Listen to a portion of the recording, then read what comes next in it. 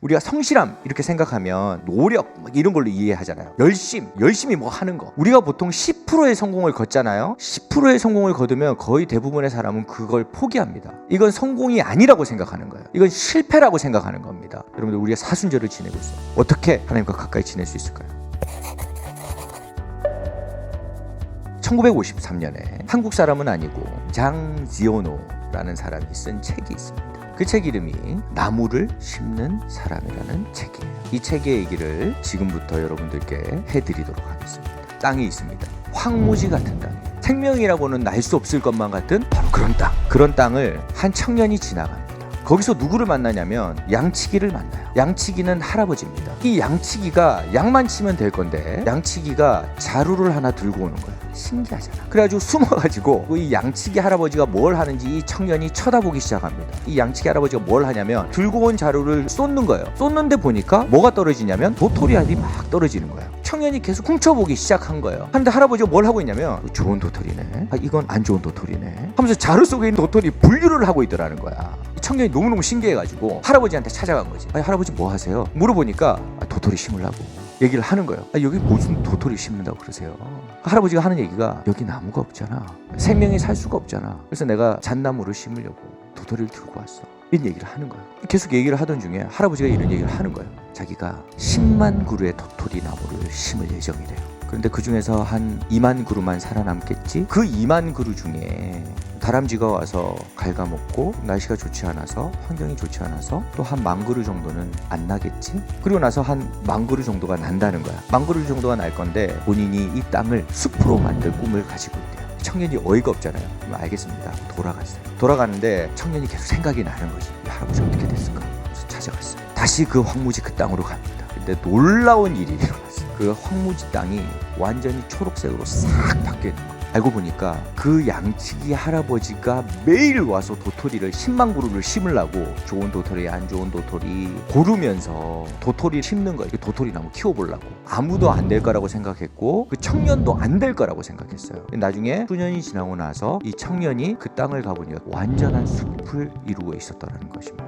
이게 이 책의 스토리예요. 저는 여기서 우리가 3가지를 배울 수 있다고 생각을 합니다. 첫 번째는 뭐냐면 이 할아버지의 성실함을 배울 수 있어요. 여러분들, 어떻게 하면 우리가 하나님과 가까이 지낼 수 있죠? 성실함이 필요하다는 거예요. 근데 이 할아버지의 성실함은 조금 다른 성실함이었어. 무슨 다른 성실함이었냐면, 우리가 성실함 이렇게 생각하면 노력 이런 걸로 이해하잖아요. 열심히 뭐 하는 거. 얼마나 열심히 하루에 10시간, 하루에 16시간, 20시간 이런 걸 성실이라고 생각하는 경우가 굉장히 많다는 겁니다. 근데 이 책을 보면 이 청년이 나중에 이 할아버지 집을 찾아가는 내용이 나오거든요. 찾아가서 보면 이 할아버지가 도토리 나무 심으려고 10시간, 20시간 소비하지 않았다는 거예요. 집에 가보니까 이 할아버지가 자기 전에 도토리를 나누거나 자기 전에 도토리를 자루에 담는 거예요. 이 책의 내용을 빌리자면 청년이 담배 한 대를 태울 동안 저녁을 먹고 난 다음에 자기 전 1시간 정도 도토리를 포장을 한 거죠. 그러고 난 다음에 양치기니까 양을 치러 나가가지고 양을 풀어놓는 거지. 양들이 그나마 있는 풀들을 찾아서 먹을 거 아닙니까? 그 시간 동안 이 할아버지가 도토리를 분류하고 도토리를 심었다는 거예요.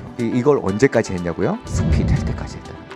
우리가 여기서 굉장히 중요한 인사이트를 얻을 수가 있습니다. 그게 바로 뭐냐면, 우리가 하나님과 가까이 하는데 어떻게 가까이 해야 되냐는 거예요. 꾸준함이 필요하다는 거예요. 하루에 1분도 괜찮아. 하루에 10분도 괜찮아. 중요한 건 뭐냐면, 그게 일주일이 지나고 한 달이 지나고 1년이 지나고 그걸 10년 살고 20년 산 사람들은 이 삶의 결과가 굉장히 달라진다는 겁니다. 오늘 우리가 이 양치기 할아버지를 통해서 우리가 어떻게 하나님과 가까워질 것인가.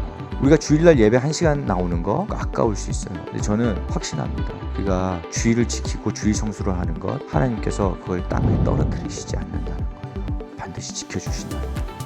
이 양치기 할아버지를 통해서 우리 신앙생활에 깨달을 수 있는 두 번째 인사이트가 있어요.